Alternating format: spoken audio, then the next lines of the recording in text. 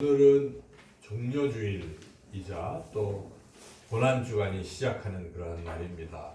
종려주일은 그 종려가 이 왕이 입성할 때 흔드는 그러한 나뭇가지인데요. 이스라엘의 예루살렘에 왕이 입성했기 때문에 사람들이 이렇게 종려나무를 흔들었습니다. 그 왕은 바로 예수님이십니다. 예수님이 왕으로 입성하신 것이죠. 그래서 사람들은 굉장히 환호했습니다. 이 왕으로 오시는 예수님이 당시 로마의 압제하에서 우리를 해방시켜 주실 것이다 하는 그런 어떤 기대로 그렇게 기뻐했던 것이죠. 열렬히 환호했습니다.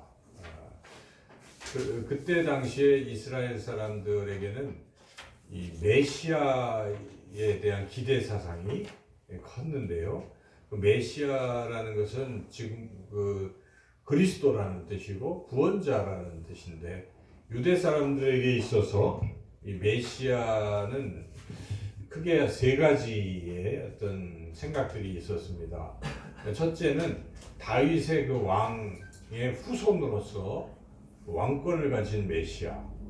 그래서 다른 나라의 압제에서 해방하는 그러한 진정한 그러한 왕으로서의 메시아 생각이 있었고, 바로 이 생각으로 지금 이스라엘 백성들이 예수님께서 죽은 나사로도 막 살리고 하니까 그 왕이 오셨구나 생각하고 드디어 이제 로마의 압제에서 우리를 해방시켜 주실 것이라는 기대감으로 열렬히 환영했던 것이죠. 그러나 그런 메시아감만 있었던 건 아닙니다. 또 하나는 그 다니엘서에 보면은 죽은 자와 산 자를 심판하러 오시는 이런 하늘 구름을 타고 오시는 그러한 메시아관도 있었습니다. 이러한 메시아가. 그리고 마지막으로는 이사야가 예언한 메시아인데, 바로 고난받고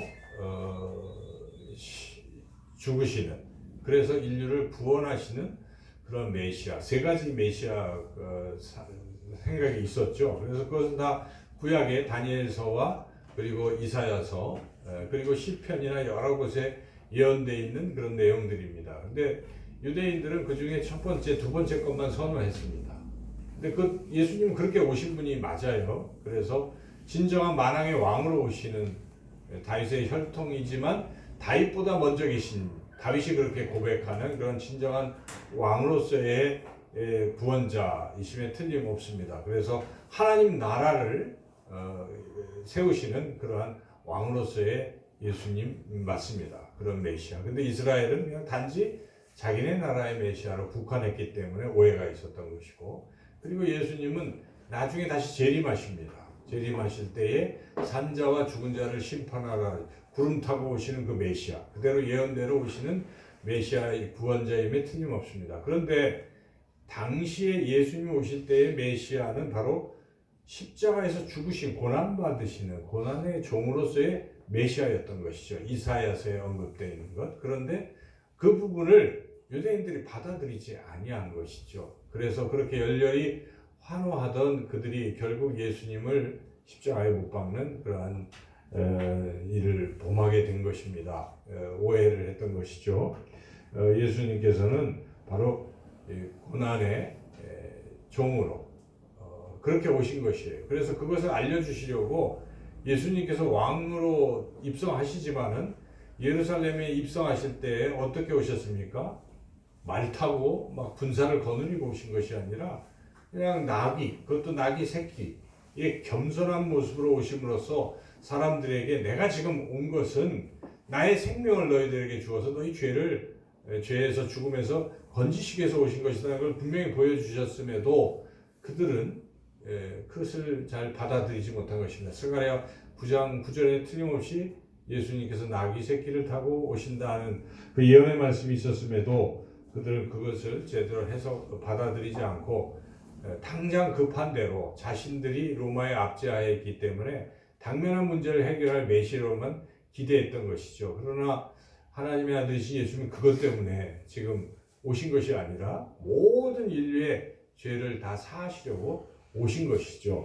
그래서 예수님은 바로 고난받으시는 여호와의 종으로 오신 것입니다. 오늘 바로 그 말씀, 예언의 말씀, 이사야서 52장 끝부분부터 53장 전체에 이르는 이 말씀, 이 예언의 말씀은 바로 여호와의 종의 노래라는 그러한 부분입니다. 그래서 선지자 이사야는 4번에 걸쳐서 여호와의 종의 노래를 기록하고 있는데, 예언하고 있는데, 이사야서를 여러분들이 읽어보시면 42장, 또 49장, 50장, 그리고 오늘 읽은 4번째 여호와 종의 노래의 예언의 말씀을 여러분이 접할 수가 있습니다. 오늘 우리가 이 마지막 4번째의 이 이사야의 예언을 통해서 과연 예수님께서는 그 예언하신 대로 우리 인류의 죄를 구원하시기 위해서 오신 분이시다는 것을 우리가 말씀을 통해서 다시 한번 깨닫기를 소망합니다.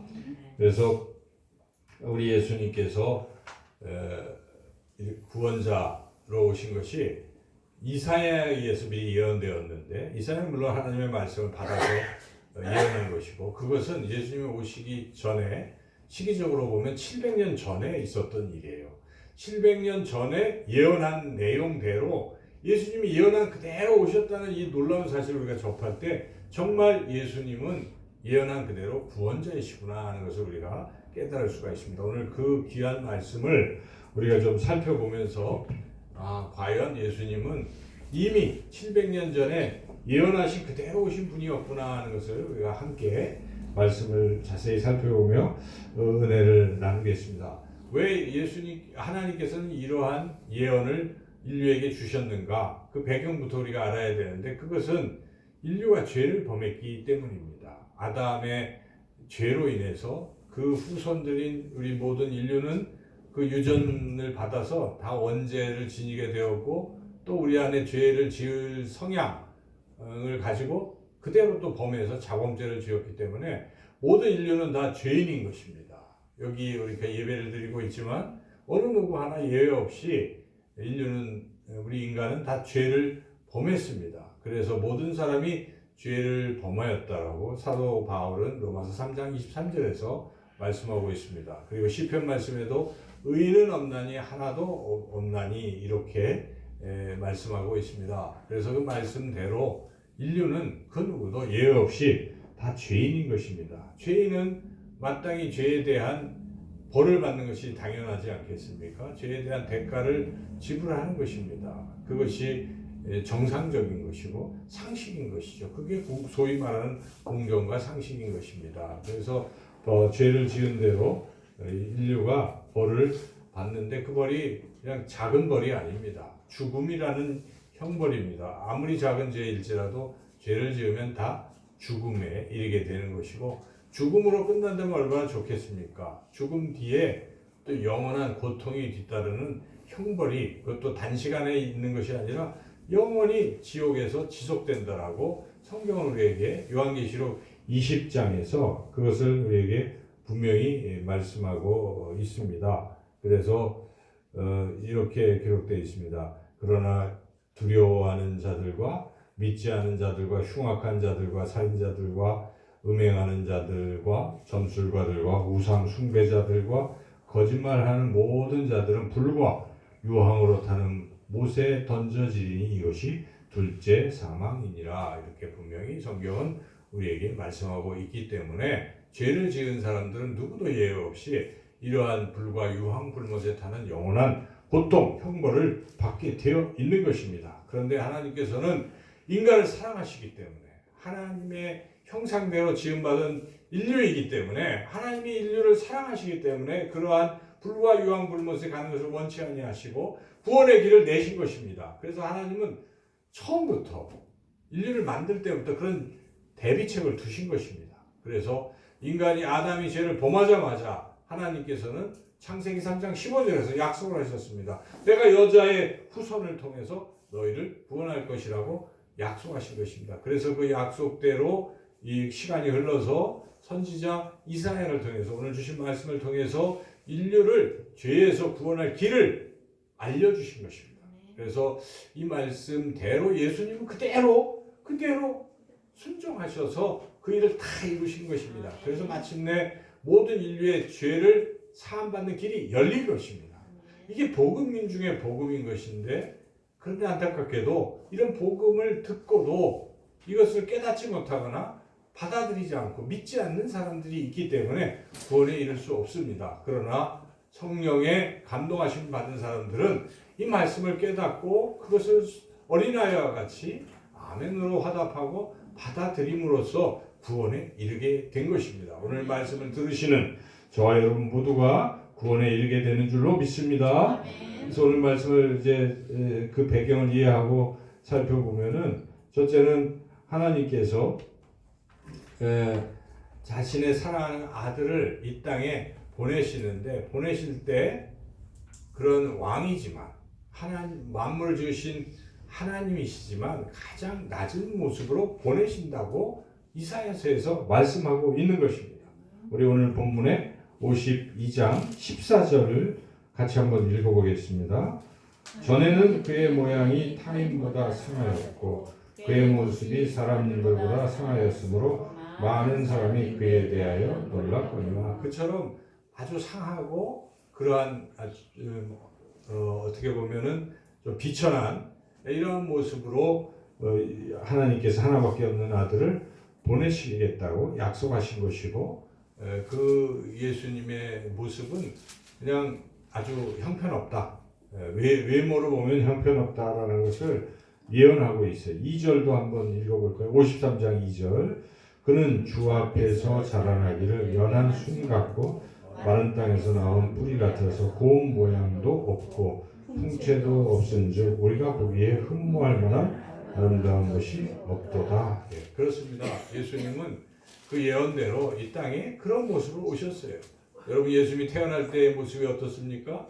물론 우리가 성탄절날 예수님의 오심을 축하하려고 막 멋있게 하지만 사실은 그것은 좀 우리의 바램일 뿐이지, 예수님 실제 오신 것은 말구유에서 태어나신 거 아닙니까? 여러분, 뭐 말 먹이통이라면 여물이 있고 더러운 데 아니에요? 그 아기가, 그 갓난아기, 깨끗한 아기가 거기에 뉘어 있다고 상상만 해도 참 비참한 그런 출생이라고 볼 수가 있어요. 예수님은 또 그 이스라엘 땅에서도 갈릴리 나사렛에서 자랐습니다. 그 나사렛은 가장 이스라엘 사람들이 가장 좋지 않은 동네, 촌동네 뭐 이렇게 이야기하는 그런 곳에 예수님이 자라셨고, 그래서 예수님의 어린 시절은 그야말로 세상적으로 보면은 흠모할 만한 그런 모습이 하나도 없는 것인데, 바로 이렇게 이사야를 통해서 예언한 그대로 예수님께서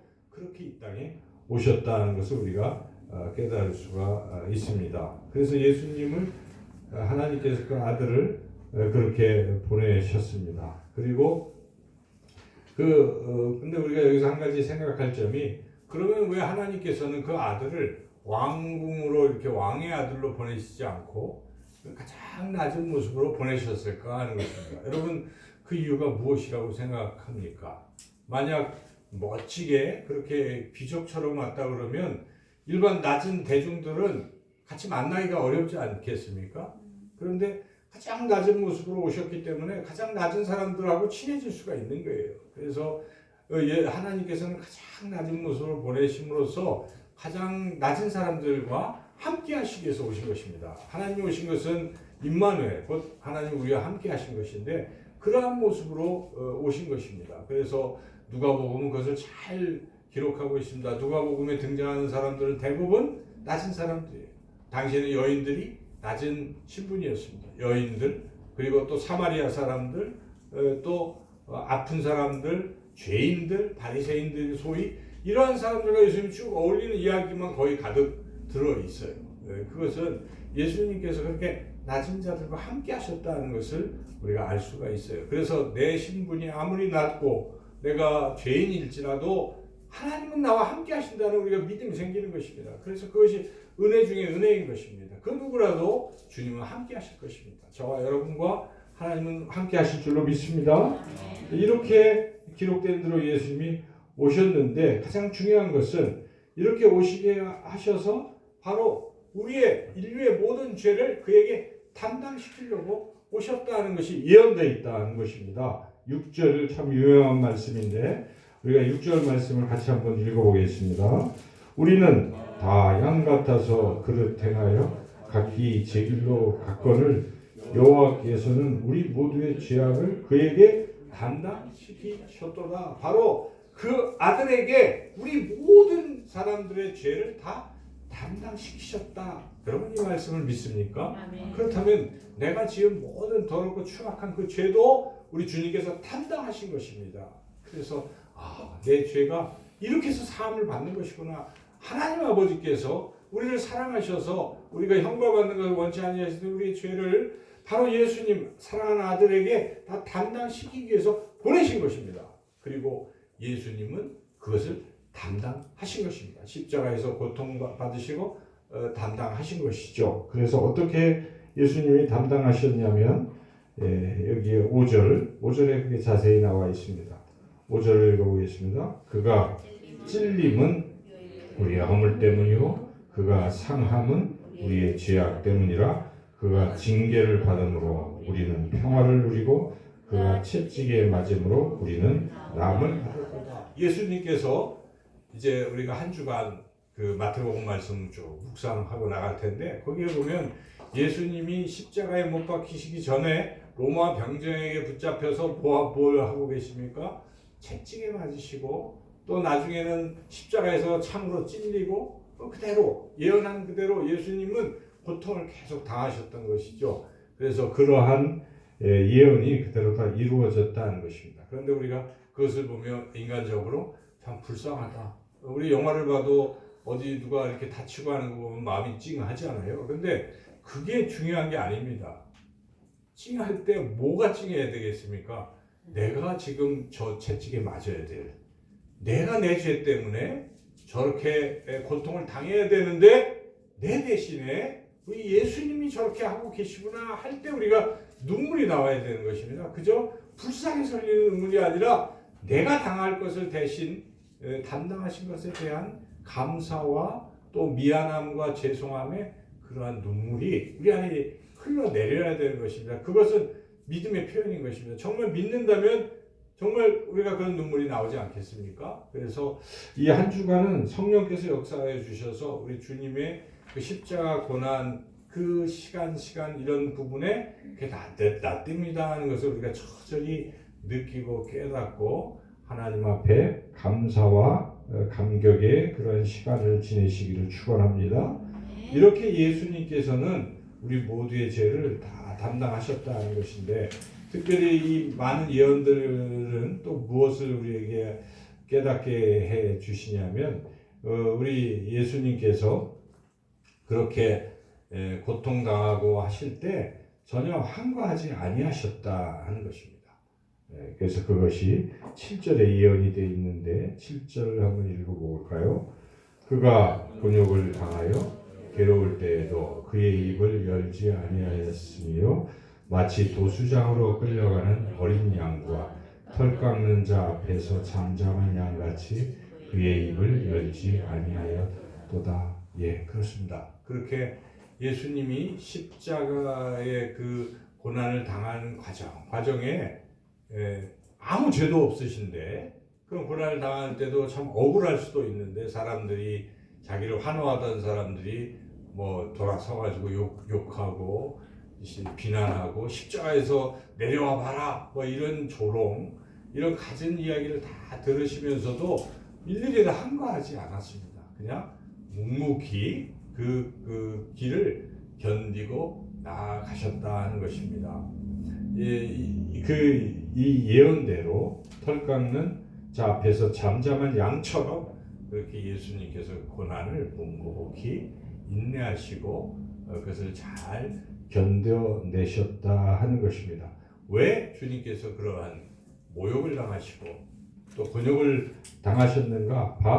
다 모든 것이 우리 때문이다 하는 것입니다. 바로 우리의 죄 때문에 우리의 허물 때문에 그분이 그렇게 고통 당하셨습니다. 그래서 예수님이 그렇게 고통 당하심으로 우리는 그런 고통을 당하지 않아도 됩니다. 그리고 그 고통 당하신 결과는 우리에게 죄사함과 또 치유와 이런 놀라운 은혜로 돌아온다 하는 것입니다. 그래서 그가 찔림으로 우리가 어떻게 되는 것입니까? 그가 평화를 누리고 그가 징계를 받으므로 우리가 평화를 누리고 나음을 입고 하는 그런 놀라운 은혜를 우리가 받게 된다 하는 것입니다. 이렇게 우리가 이사야서의 이런 말씀을 읽으면서 과연 예수님께서 십자가에서 죽으신 것은 무능해서 무의미하게 그렇게 죽은 것이 결코 아니고 700년 전에 이미 하나님의 계획 속에서 예수님께서 그 고난의 길을 순종으로 걸어가셨다 하는 것입니다. 그래서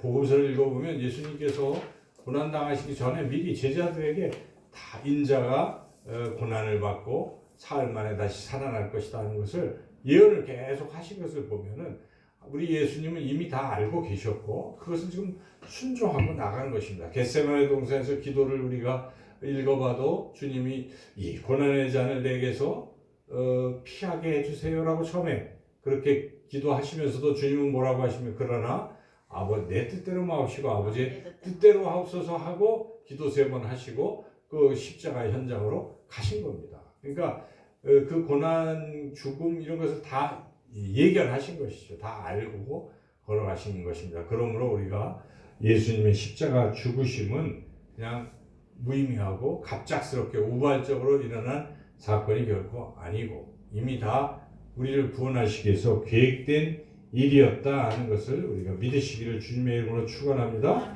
그리고 십자가로 끝난 것이 아니다 하는 것이 또 예언이 되어 있어요. 그래서 오늘 말씀 가운데 특별히 앞에 13절에 보면 우리 예수님이 어떻게 될지를 또 말씀하고 있어요. 52장 13절 읽어보겠습니다. 보라 내 종이 형통하리니 받들어 높이 들려서 지극히 존귀하게 되리라. 결론은 예수님께서 죽으셨지만 다시 하나님께서 그 아들을 살리시는 것입니다. 우리가 이 일주일이 지나면 다음 주는 부활절을 맞이하게 될 것입니다. 죽음으로 끝나는 것이 아니라 죽음 뒤에 다시 살아나는 또 그리고 하나님께 들림받고 높아지는 그러한 존귀하게 되는 그런 역사가 일어난다 하는 것입니다. 그러므로 우리는 이 말씀을 들으면서 예수님이 십자가에 죽으심으로 우리의 죄가 사함을 받고 그리고 우리가 죽음으로 끝나는 것이 아니라 다시 주님과 함께 부활해서 영화에 이르게 될 것이다 하는 것을 믿으시기를 축원합니다. 그리고 한 가지 우리가 이 말씀을 통해서 또 깨달아야 될 귀한 교훈은 우리 주님께서 그렇게 영광스럽게 부활하고 영화롭게 되는 과정 속에서 반드시 겪어야 될 과정이 무엇이었습니까? 십자가의 고난이라는 것입니다. 이것은 우리 신앙도 마찬가지입니다. 우리 신앙이 그냥 처음부터 영광만 얻는 것이 아니라 하는 것입니다. 그래서 우리가 고난이 없이는 영광도 없다 하는 것을 우리가 알아야 됩니다. 우리에게도 이러한 고난의 시간들이 필요합니다. 주님께서 우리를 대신해서 십자가에 죽으시고 고난당하셨지만 우리가 이 놀라운 은혜를 받고 이 세상을 살아갈 때는 우리도 주님의 그 고난의 십자가를 우리도 지고 가야 된다는 것입니다. 그것이 진정한 제자의 길입니다. 여러분이 교회에 들어오실 때 보는 성구가 하나 있을 것입니다. 너희가 나를 따르는 자기를 부인하고 자기 십자가를 지고 나를 따라올 것이라는 이 말씀. 이것이 주님을 따라가는 진정한 제자의 모습인 것입니다. 그러한 자들에게 영광이 뒤따른다. 성경은 그걸 계속 증언해주고 있습니다. 그냥 받는 것으로만 만족하는 것이 아니라 받은 은혜에 감격해서 주님 앞에 더욱 주님을 따라가는 그러한 삶. 그래서 우리가 은혜를 받아서 구원을 받았다면 우리가 다른 이들에게 이런 받은 은혜를 나누어 주고 다른 사람을 살리는 데에 우리가 그것이 고난이 뒤따를지라도 헌신하고 나아가는 것. 때로는 그것이 주님처럼 핍박을 받고 또 능멸을 받고 할지라도 핍박받는 자가 복이 있나니 천국이 저희 것임이라 하는 예수님의 그러한 말씀을 우리가 또 귀 기울여 들어야 할 것입니다. 그러므로 오늘 말씀을 통해서 예수님은 바로 우리의 모든 죄를 짊어지시고 십자가에 죽으셨기 때문에 우리의 죄는 다 깨끗이 사함을 받았다 하는 것을 여러분 확신하시고 이러한 죄 용서는 누가 주신 것입니까? 하나님께서 누구를 통해서? 예수님을 통해서. 그러므로 우리가 그 예수님을 늘 생각하고 감사하고 감격하며 우리가 예수님을 사랑하고 예수님을 따라 주님께서 받으신 그 고난을 나도 지고 또 주님 앞에 가는 그날까지 이 땅에서 때로는 힘들지라도 주님 잘 따라가고 승리하는 그러한 저와 여러분 되시길 축원합니다. 특별히 이제 고난 주간 한 주간이 시작이 됩니다. 이 고난 주간은 무엇보다 십자가의 그 사랑을 깊이 느끼는 시간이고 그리고 우리도 주님 가신 그 길을 조금이나마 따라가는 기간입니다. 그래서 우리는 우리 교회는 해마다 금식을 합니다. 한 끼씩 금식하고 금식하는 그 고난 동참의 그런 결과들을 어려운 이들 올해는 튀르키예와 시리아의 난민들이 어려움을 겪기 때문에 우리가 그것을 전에 또 이렇게 후원하면서 또 지냅니다. 여러분 의미 있는 그런 고난 주간 되시고 그리고 지금까지 4순절 했지만 이제 내일부터가 제일 중요합니다. 여기가 피크예요, 피크. 그래서 그동안 혹시 바쁜 일로 못 나오신 분들이 있을지라도 내일부터만큼은 꼭 한 주간, 이 고난 주간만큼은 우리가 주님 앞에 나와서 같이 동참하고 기도하시는 그런 우리 모두가 되시기를 주님의 이름으로 축원합니다. 하나님 감사합니다. 우리를 위해 십자가에 지신 것, 또 구약의 옛날 700년 전에 선지자를 통해서 주신 말씀을 들으며 또 확인을 합니다. 정말 진리인 것을 다시 한번 깨닫고 십자가의 그 고난이 바로 나의 죄 때문임을 다시 한번 깨닫고 감격하는 우리가 되게 해 주시기를 간절히 원하옵고 예수님의 이름으로 기도드리옵나이다.